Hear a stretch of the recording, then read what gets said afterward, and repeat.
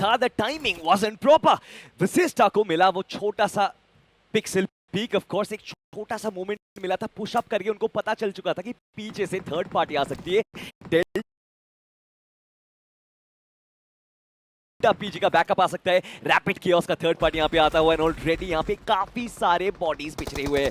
Flash को देखे, fragger को देखे, क्लोज इन कर चुके, थ्रू पीछे से कवर फायर, साइक हो जाएंगे फ्लैंक पे, वशिष्ठा के लिए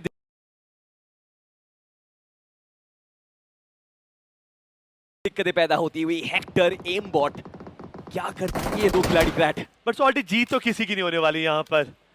दो टीम की तो होगी, मतलब उनको गिने चुने को 2 से 3 मिनट जरूर मिलेंगे, बट वशिष्ठा और ग्लैडिएटर्स दोनों को एक सबक सीख लेना चाहिए। अभी मिलिट्री बेस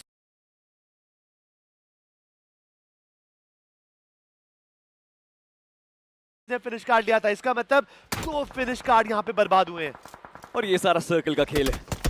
मेनलैंड पे फोकस, मिलिट्री बेस अगर आप उतरे हो तो आपको एसएप क्रॉस करना पड़ेगा, और उसी चीज में यहाँ पे रैपिड कियोस फायदेमंद साबित होती हुई। एक और नेड आएगा जरूर, एम बॉट, हेक्टर, दोनों की कोशिश रहेगी कि इस फाइट से कुछ भी करके एस्केप किया जाए, बट फिलहाल के लिए तो जगह है नहीं। शॉटगन के साथ दोनों को खत्म, रैपिड कियोस 3 फिनिशेस उनके हाथ में। विशिष्टा ई स्पोर्ट्स इस गेम से बाहर।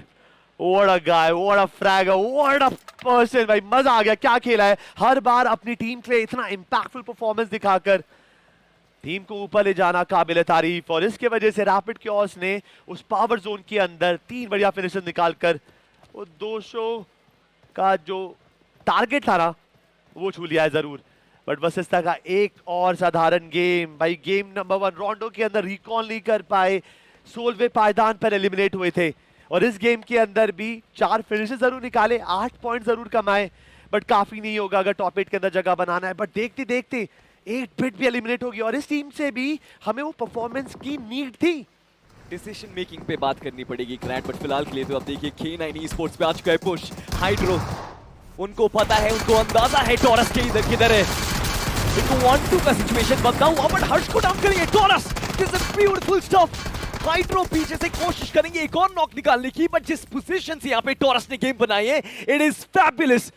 K9 के लिए अब यह मौका बनता हुआ, नंबर्स एडवांटेज उनके साथ, बट जोनाथन का नेड टेक्स डाउन स्ट्रेंजर, और ये हैंड ऑफ गॉड, और कितना डैमेज करके जाएगा K9 को। टैग ऑलरेडी टॉप पे है और ऊपर जाना चाहते हैं फिलहाल। बढ़िया स्नो शॉट का ग्रेनेड हर्ष पे गया, इसका मतलब बाकी खिलाड़ियों की भी एचपी जरूर गवाई गई होगी। थोड़ी देर पहले रिवाइव मिला था हर्ष को, बट जोनाथन का जो ग्रेनेड था ना उसके वजह से K9 का जो स्लैम इन का पोटेंशियल था उस पे पॉज लग गया है। Exactly. उनको कम से कम 5 से 10 सेकंड लगेंगे फिर से रिवैम्प कर वो उस फाइट को आगे ले सकते हैं। बट हाइड्रो एक अच्छा एंगल ढूंढेंगे, टॉरस को वो ओवर कमिटमेंट की पनिशमेंट जरूर देंगे, बट आई थिंक टॉरस का वहां पे मौजूद होना वो काफी ज्यादा गट्सी था, it was a high risk high reward. But salty I think K9 के पास जो वो ओपनिंग थी वो खत्म हो चुकी है। इसी के साथ साथ वाइल्ड फैंग्स का भी एक प्रेजेंस मुझे मैप फीड में दिख रहा है, जिसका मतलब ये है कि फिनिश फीड में इतना सारा हलचल, इतना सारा साउंड क्यूज, उनको पता है एक थर्ड पार्टी का मौका बन सकता है। K9 के सोमराज की पोजीशन अब देखिए, हाइड्रो को पता है कि एग्जैक्टली कहां पे ये खिलाड़ी है मौजूद, बट आईजीएल साहब क्या यहां से फ्लैंक से गेम निकाल पाओगे? जी नहीं।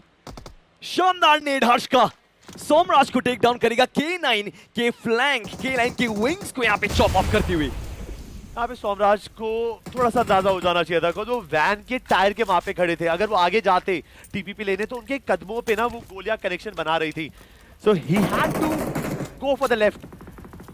बट जैसे वो हुए, वो थर्ड पार्टी का विजन गया और वो ग्रेनेड उनके कदमों के नीचे था।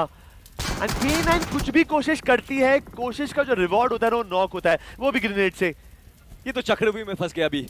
K9 esports एक बहुत मैसिव ट्रैप, आप मैप फीड पे देखिए, मिथ ऑफिशियल आ चुकी है, वाइल्ड फैंग्स आ चुकी है, TAG इज क्वाइट सेफ।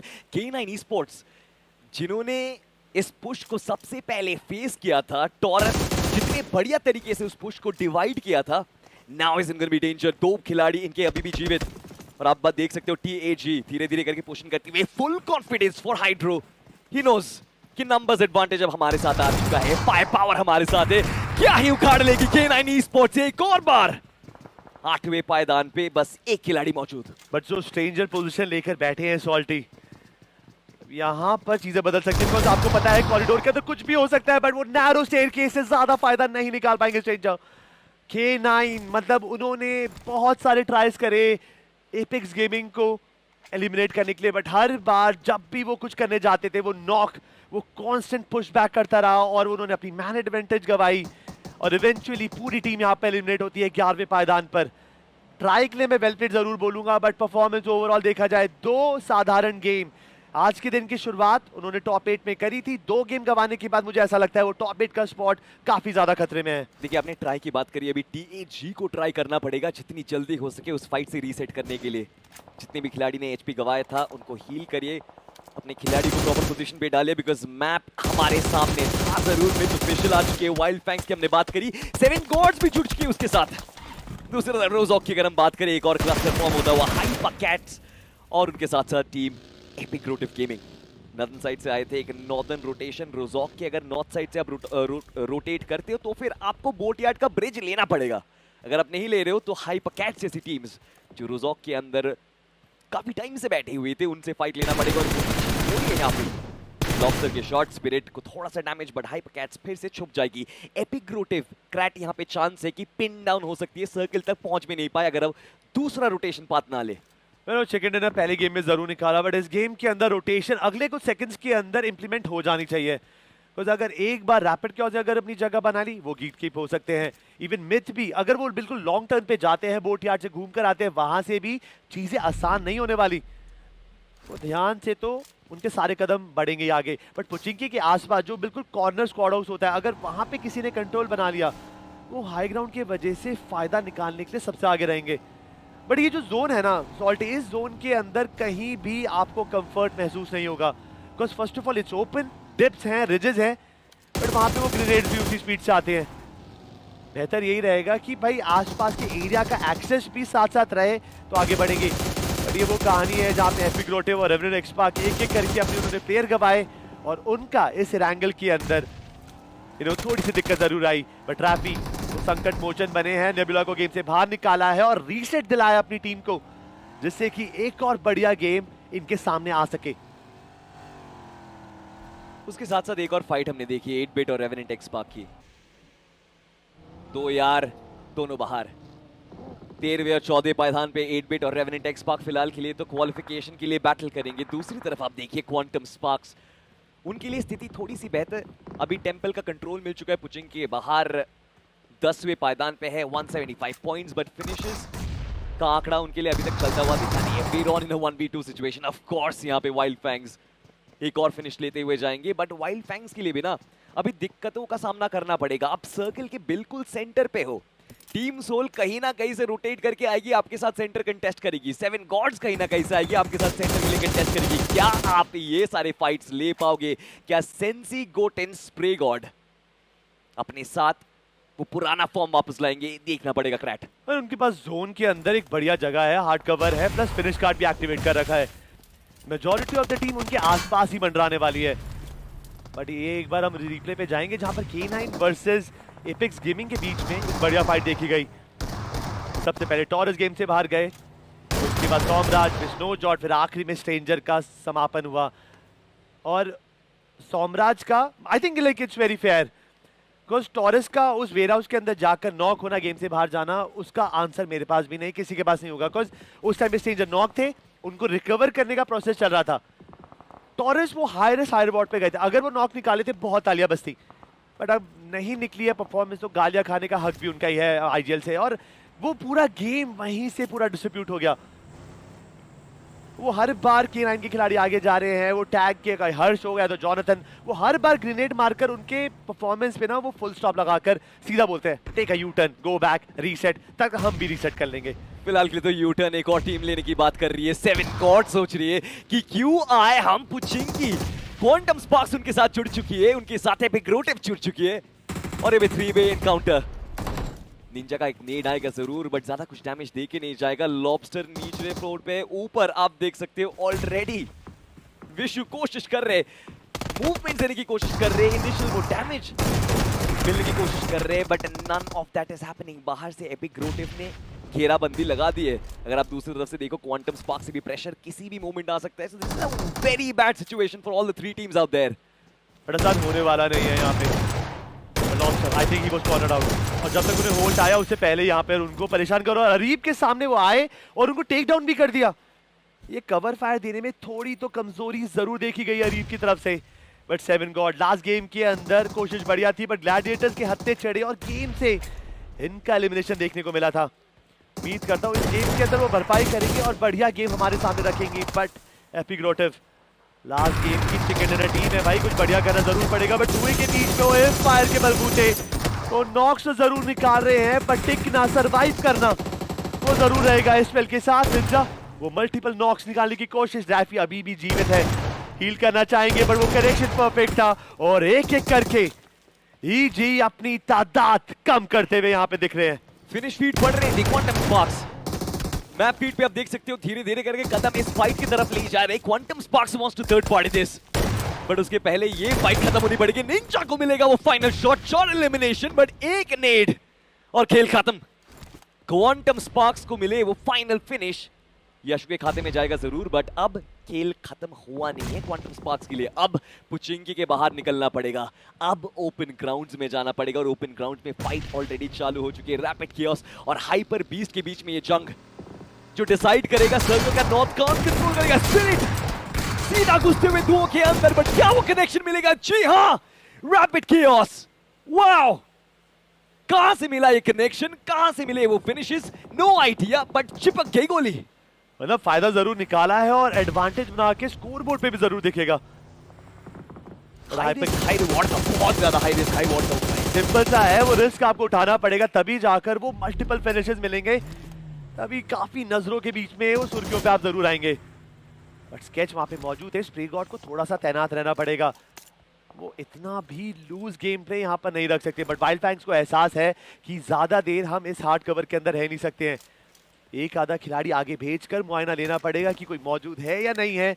अगर जोन ने हमें पुश करा, क्या हम वहां जाकर वो पनाह बना सकते हैं, एक नया हार्ड कवर पॉइंट, अगर एक अच्छा सेफ जोन बना सकते हैं, और उसी के लिए वो आगे निकले थे। बट मुझे ऐसा लग रहा है कि गो सोलो क्वांटम स्पार्क भी चाहे, देन पुचिंकी के जो कॉर्नर के कंपाउंड्स हैं, स्क्वाड हाउस जो हमें बिल्कुल सेंटर में दिख रहा है, उसका कंट्रोल रखते हैं और आसपास एक प्लेयर को तैनात कर देते हैं।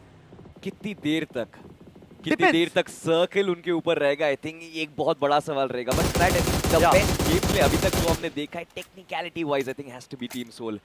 अभी तक 0 फिनिशेस पे है, 190 पॉइंट्स, बट आप देखिए जिस तरीके से नकुल जोन के बाहर वो गार्डिंग कर रहे थे, ही वाज कॉन्स्टेंटली चेकिंग कि टीम सोल अपने 4 खिलाड़ी लेके फाइनल सर्कल तक जाए।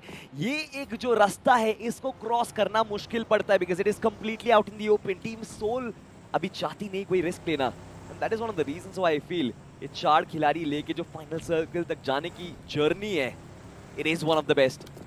देखना पड़ेगा कितने फिनिशर्स ले पाते हैं बाद में, बट वाइल्ड फैंग्स के साथ एक करीबी मामला हो सकता है। दूसरी तरफ मिथ की अगर हम बात करें, even they are out in the open. Lucifer के पिछले गेम पे हमने देखा था वो पंजा खोला था और वो क्लच निकाला था रैपिड कियोस के अगेंस्ट।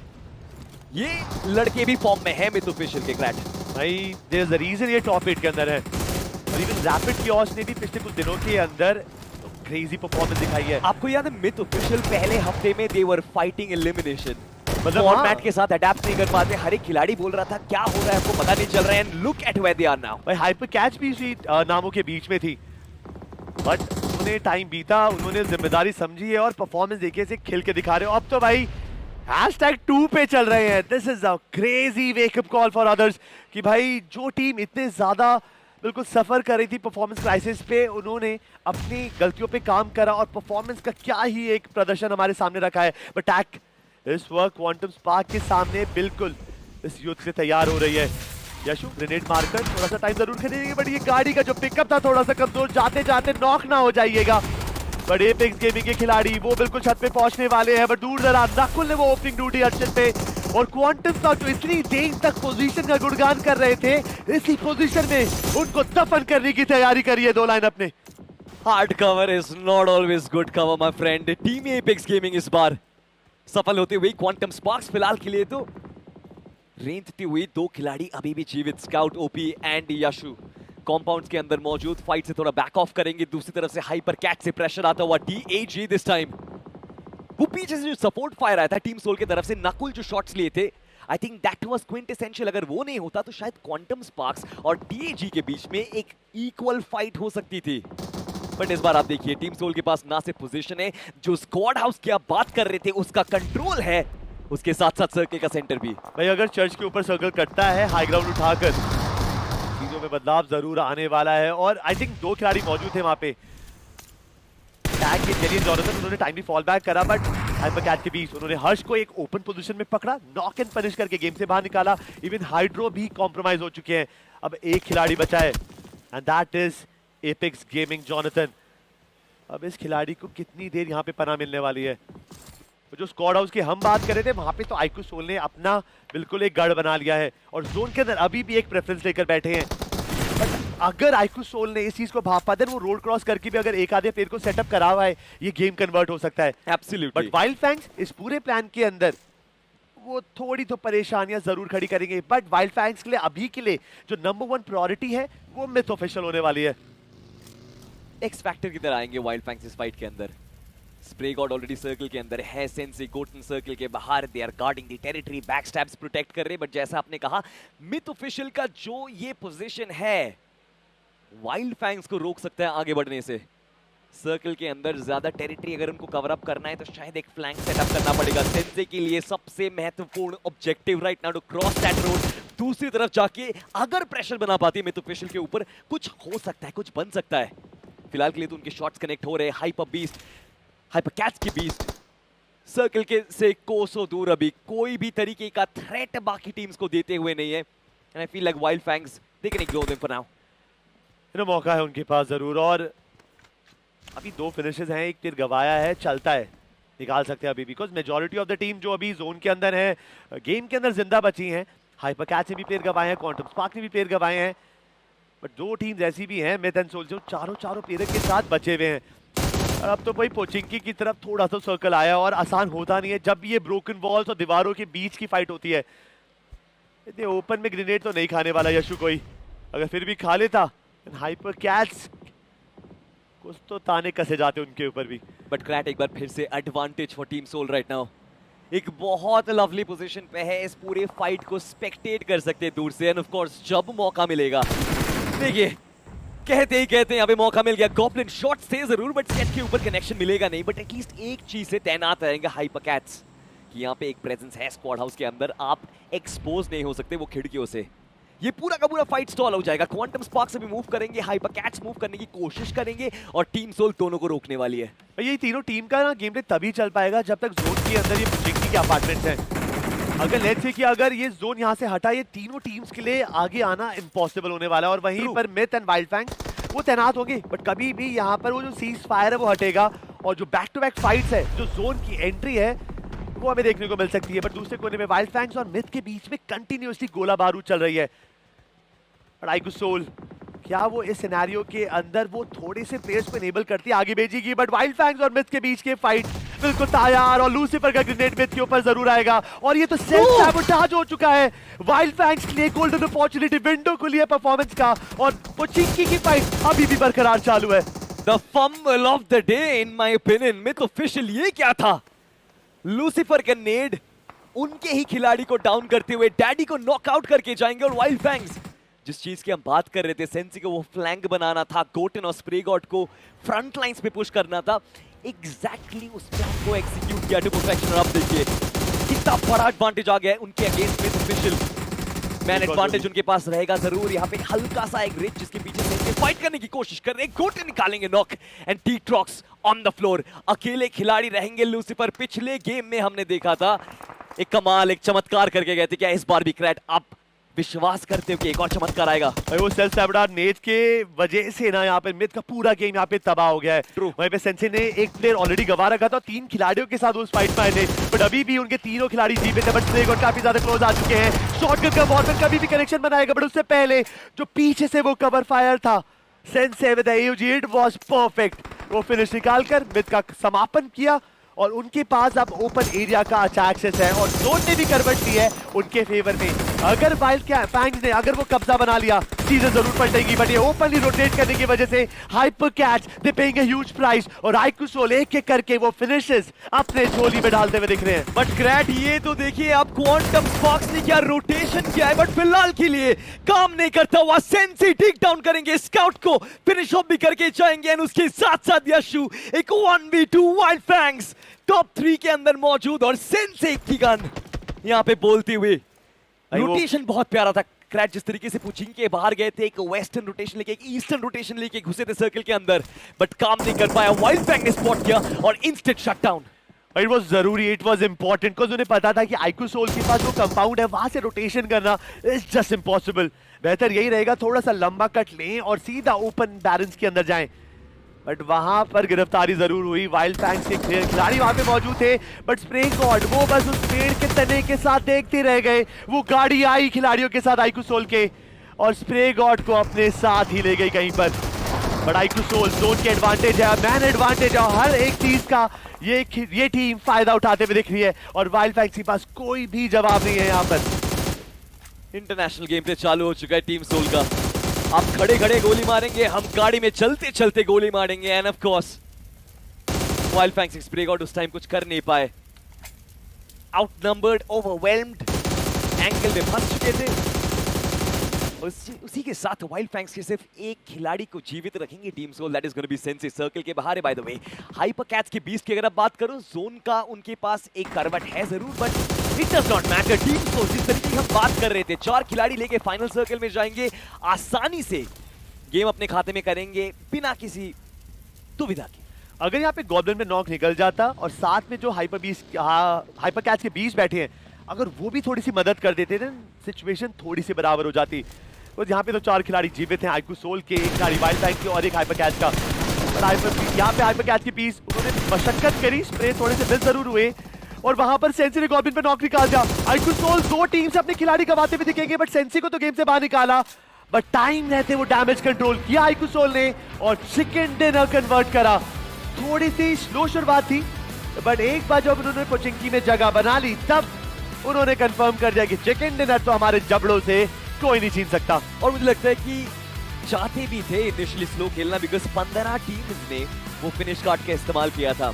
हर एक टीम चाहती थी कि इनिशियल फेज में जाके वो फिनिशर्स निकालें। टीम सोल ने यहाँ पे दिमाग का इस्तेमाल किया कि आप कर लो पहले, लॉबी जब खाली हो जाएगी तब हम आएंगे, और तब लेके जाएंगे चिकन डिनर, और लेके भी गए। सबसे ज्यादा खुश थंडर है, लेकिन लेजिट भी होंगे, वो तो रावण बताएंगे। आप किसकी बात कर रहे थे? मैं तो ग्राफिक पे थंडर की शक्ल दिख रही, बट व्हाट अ गेम। हमने ये एक ऐसा आईक्यू सोल का गेम था जहां पर पैसिव अप्रोच देखी गई। एक टाइम के बाद उन्होंने एग्रेशन दिखाया, जैसे कल रोंडो का गेम था, लॉबी में गाड़ियां